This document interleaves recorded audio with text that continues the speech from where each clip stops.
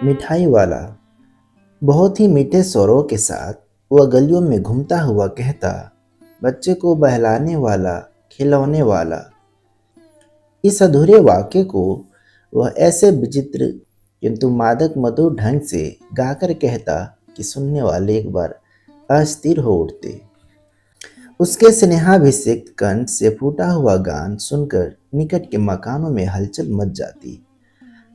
छोटे छोटे बच्चों को अपनी गोद में लिए युवतियां चीखों को उठाकर छज्जों पर नीचे झांकने लगती।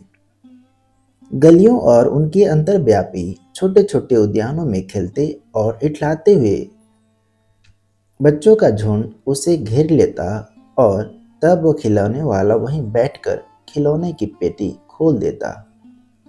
बच्चे खिलौने देखकर पुलकित हो उठते। वे पैसे लाकर खिलौने का मोल भाव करने लगते। पूछते, इसका दाम क्या है? और इचका। खिलौने वाला बच्चों को देखता और उनकी नन्ही नन्ही उंगलियों से पैसे लेता और बच्चों की इच्छानुसार उन्हें खिलौने दे देता।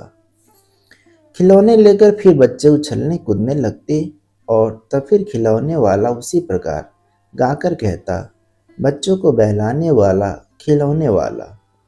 सागर की हिलोर की भांति उसका यह मादक गान गली भर के मकानों में इस ओर से उस ओर तक लहराता हुआ पहुंचता और खिलौने वाला आगे बढ़ जाता। राय बहादुर के बच्चे भी एक दिन खिलौने लेकर घर आए। वे दो बच्चे थे, चुन्नू और मुन्नू। चुन्नू जब खिलौने लेकर आया तो बोला, मेला घोला कैसा छुंदले। मुन्नू बोला, और देखो मेला कैसा छुंदले।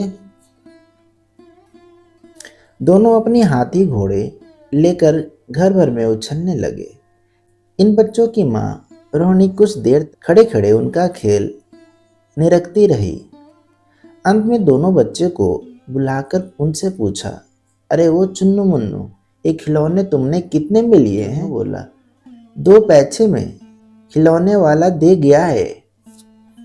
रोहिणी सोचने लगी, इतने सस्ते कैसे दे गया है? कैसे दे गया है यह तो वही जाने, लेकिन दे तो गया ही है, इतना तो निश्चय है। एक जरा सी बात ठहरी, रोहिणी अपने काम में लग गई। फिर कभी उसे इस पर विचार करने की आवश्यकता भी भला क्यों पड़ती। 6 महीने बाद नगर में 2-4 दिनों से एक मुरली वाला के आने का समाचार फैल गया। लोग कहने लगे, भाई वाह, मुरली बजाने में एक उस्ताद है। मुरली बजाकर गाना सुनाकर वह मुरली बेचता भी है, सो भी 2-2 पैसे में। भला इसमें उससे क्या मिलता होगा? मेहनत भी तो ना आती होगी। एक व्यक्ति ने पूछ लिया, कैसा है वह मुरली वाला? मैंने तो उसे नहीं देखा। उत्तर मिला, उम्र तो उसकी अभी अधिक न होगी, यही 30-32 का होगा। दुबला पतला गोरा युवक है, बीकानेरी रंगीन साफा बांधता है। वही तो नहीं जो पहले खिलौने बेचा करता था? क्या वो पहले खिलौने बेचा करता था? हाँ, जो आकार प्रकार तुमने बतलाया उसी प्रकार का वह भी था। तो वही होगा, पर भाई है वह एक उस्ताद। प्रतिदिन इसी प्रकार उस मुरली वाले की चर्चा होती। प्रतिदिन नगर के प्रत्येक गली में उसका मादक मृदुल स्वर सुनाई पड़ता। बच्चों को बहलाने वाला, मुरलिया वाला। रोहिणी ने भी मुरली वाले का यह स्वर सुना। तुरंत ही उसने खिलौने वाले का स्मरण हो आया। उसने मन ही मन कहा, खिलौने वाला भी इसी तरह का गाकर खिलौने बेचा करता था। रोहिणी उठकर अपने पति विजय बाबू के पास गई। जरा उस मुरली वाले को बुलाओ तो चुन्नू मुन्नू के लिए ले लूं। क्या पता या फिर इधर आए ना आए, वे भी जान पड़ता है पार्क में खेलने निकल गए हैं। विजय बाबू एक समाचार पत्र पढ़ रहे थे। उसी तरह उसे लिए हुए वे दरवाजे पर आकर मुरली वाले से बोले, क्यों भाई, किस तरह देते हो मुरली? किसी की टोपी गली में गिर पड़ी, किसी का जूता पार्क में ही छूट गया और किसी की सोथनी पजामा ही ढीली होकर लटक आई। इसी तरह दौड़ते हाँफते हुए बच्चों का झुंड आ पहुंचा। एक स्वर से सब बोल उठे, अम्बी लेंदे मुल्ली और अम्बी लेंदे मुल्ली। मुरली वाला हर्ष से गदगद हो उठा, बोला, सबको देंगे भैया, लेकिन जरा रुको, ठहरो, एक एक को देने दो। अभी इतनी जल्दी? हम कहीं लौट थोड़ी जाएंगे, बेचने तो आई हैं, और भी इस समय मेरे पास एक दो नहीं, पूरी 57।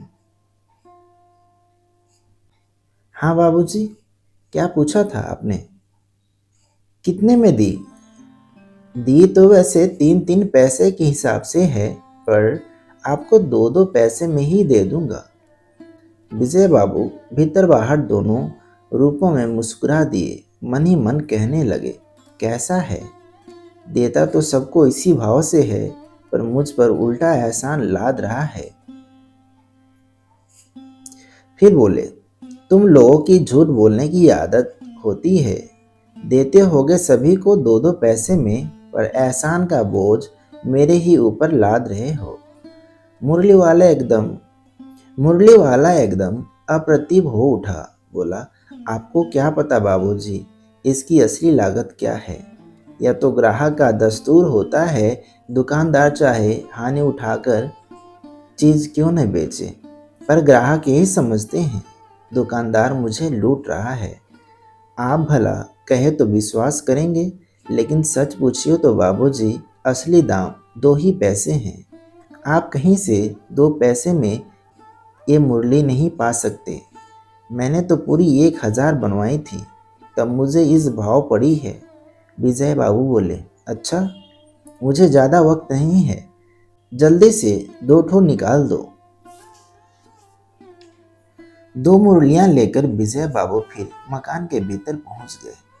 मुरली वाला देर तक उन बच्चों के झुंड में मुरलियां बेचता रहा। उसके पास कई रंग की मुरलियां थी। बच्चे जो रंग पसंद करते, मुरली वाला उसी की मुरली निकाल देता। यह बड़ी अच्छी मुरली है, तुम यही ले लो बाबू। राजा बाबू, तुम्हारे लायक तो बस यह है। हाँ भैया, तुमको वही देंगे, ये लो। तुमको वैसा ना चाहिए, तुमको वैसी ना चाहिए, यह नारंगी रंग की। अच्छा, वही लो, ले आए पैसे। अच्छा, ये लो, तुम्हारे लिए मैंने पहले से ही यह निकाल रखी थी। तुमको पैसे नहीं मिले? तुमने अम्मा से ठीक तरह से ना मांगे होंगे। धोती पकड़कर पैरों में लिपटकर अम्मा से पैसे मांगे जाते हैं। अम्मा से पैसे मांगे जाते हैं बाबू। हाँ, फिर जाओ, अब की बार मिल जाएंगे। दुअन्नी है तो क्या हुआ? ये लो पैसे, वापस लो। ठीक हो गया ना हिसाब? मिल गए पैसे। देखो, मैंने तरकीब बताई। अच्छा, तब तो किसी को नहीं लेना है, सब ले चुके। तुम्हारी माँ के पास पैसे नहीं हैं? अच्छा, तुम भी ये लो। अच्छा, तो अब मैं चलता हूँ। इस तरह मुरली वाला फिर आगे बढ़ गया। आज अपने मकान में बैठी हुई रोहनी मुरली वालों की सारी बातें सुनती रही। आज भी उसने अनुभव किया, बच्चों के साथ इतने प्यार से बातें करने वाला फेरी वाला पहले कभी नहीं आया। फिर वह सौदा भी कैसा सस्ता बेचता है। भला आदमी जान पड़ता है, समय की बात है, जो बेचारा इस तरह मारा मारा फिरता है। पेट जो ना कराए सो थोड़ा। इसी समय मुरली वाला का छिन स्वर दूसरी निकट की गली से सुनाई पड़ा। बच्चों को बहलाने वाला मुरलिया वाला। रोहनी इसे सुनकर मन ही मन कहने लगी, और स्वर कैसा मीठा है इसका। बहुत दिनों तक रोहनी को मुरली वाले का वह मीठा स्वर और बच्चों के प्रति स्नेह से बातें याद आती रही। महीने के महीने आए और चले गए, फिर मुरली वाला न आया। धीरे धीरे उसकी स्मृति भी छीन हो गई। 8 मास बाद सर्दी के दिन थे। रोहिणी स्नान करके मकान की छत पर चढ़कर अजानू लंबित केस राशि सुखा रही थी। इसी समय नीचे की गली से सुनाई पड़ा, बच्चों को बहलाने वाला मिठाई वाले का स्वर उसके लिए परिचित था। झट से रोहनी नीचे उतर आई। उस समय उसके पति मकान में नहीं थे। हाँ, उनकी वृद्धा दादी थी। रोहनी उसके निकट आकर बोली, दादी, चुन्नू मुन्नू के लिए मिठाई लेनी है। जरा कमरे में चलकर ठहराओ, मैं उधर कैसे जाऊं? कोई आता ना हो। जरा हटकर मैं भी चिक की ओट में बैठी रहूंगी। दादी उठकर कमरे में आकर बोली, ए मिठाई वाले, इधर आना।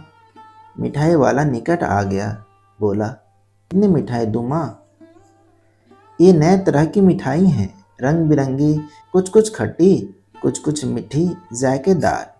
बड़ी देर तक मुंह में टिकती है, जल्दी नहीं घुलती। बच्चे बड़े चाव से चूसते हैं। इन गुणों के सिवा ये खांसी भी दूर करती है। कितनी दूं? चटपटी गोल पहलदार गोलियां हैं।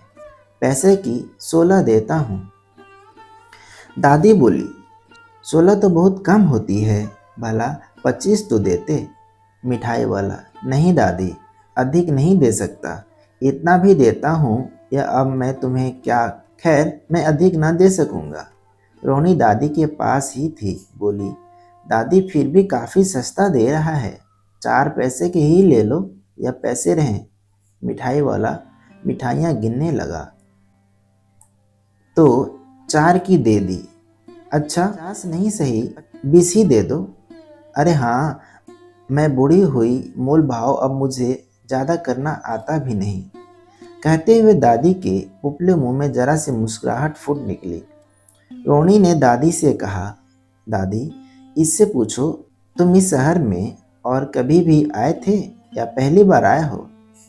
यहाँ के निवासी तो तुम हो नहीं। दादी ने इस कथन को दोहराने की चेष्टा की ही थी कि मिठाई वाले ने उत्तर दिया, पहली बार नहीं, और भी कई बार आ चुका हूँ। रोहिणी चिक की आठ से ही बोली, पहले यही मिठाई बेचते हुए आए थे या और कोई चीज़ लेकर? मिठाई वाला हर्ष, संशय और विस्मयादि भावों में डूबकर बोला, इससे पहले मुरली लेकर आया था और उससे पहले खिलौने लेकर। रोहिणी का अनुमान ठीक निकला। अब वह उससे और कुछ बातें पूछने के लिए अस्थिर हो उठी। वह बोली, इन व्यवसायों में भला तुम्हें क्या मिलता होगा? वह बोला, मिलता भला क्या है, यही खाने भर को मिल जाता है। कभी नहीं भी मिलता, हाँ, पर हाँ, संतोष, धीरज और कभी कभी असीम सुख जरूर मिलता है, और यही मैं चाहता भी हूँ। सो कैसे, वो भी बताओ। अब व्यर्थ उन बातों की क्यों चर्चा करूँ, उन्हें अब जाने भी दो। उन बातों को सुनकर आपको दुख होगा। जब इतना बताया है तब और भी बता दो, मैं बहुत उत्सुक हूँ। तुम्हारा हर्जा ना होगा, मिठाई मैं और भी ले लूँगी। अतिशय गंभीरता के साथ मिठाई वाले ने कहा, मैं भी अपने नगर का एक प्रतिष्ठित आदमी था। मकान, व्यवसाय, गाड़ी घोड़े, नौकर चाकर सभी कुछ था। स्त्री थी, छोटे छोटे 2 बच्चे भी थे। मेरा वह सोने का संसार था। बाहर संपत्ति का वैभव था, भीतर संसारिक सुख था। स्त्री सुंदरी थी, मेरी प्राण थी। बच्चे ऐसे सुंदर थे जैसे सोने के सजीव खिलौने। उनकी अटकेलियां के मारे घर में कोलाहल मचा रहता था। समय की गति, विधाता की लीला, अब कोई नहीं। दादी, प्राण निकाले नहीं निकले, इसलिए अपने उन बच्चे की खोज में निकला हूँ।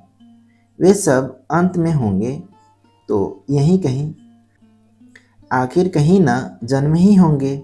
उस तरह रहता, घुल घुल कर मरता, इस तरह सुख संतोष के साथ मरूंगा। इस तरह के जीवन में कभी कभी अपने उन बच्चों की एक झलक सी मिल जाती है, और ऐसा जान पड़ता है वैसे इन्हीं में उछल उछल कर हंस खेल रहे हैं। पैसों की कमी थोड़ी ही है, आपकी दया से पैसे तो काफ़ी हैं। जो नहीं है इस तरह उसी को पा जाता हूँ।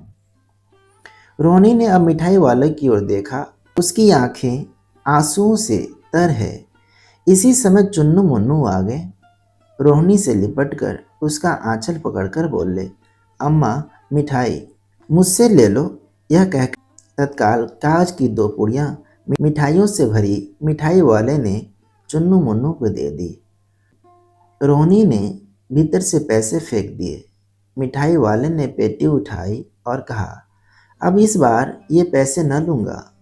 दादी बोली, अरे अरे, ना ना, अपने पैसे लिए जा भाई। तब तक आगे फिर सुनाई पड़ा उसी प्रकार मादक मृदुल स्वर में बच्चों को बहलाने वाला मिठाई वाला। तो दोस्तों, ये थी कहानी जो भगवती प्रसाद वाजपेयी द्वारा लिखित थी। शुक्रिया।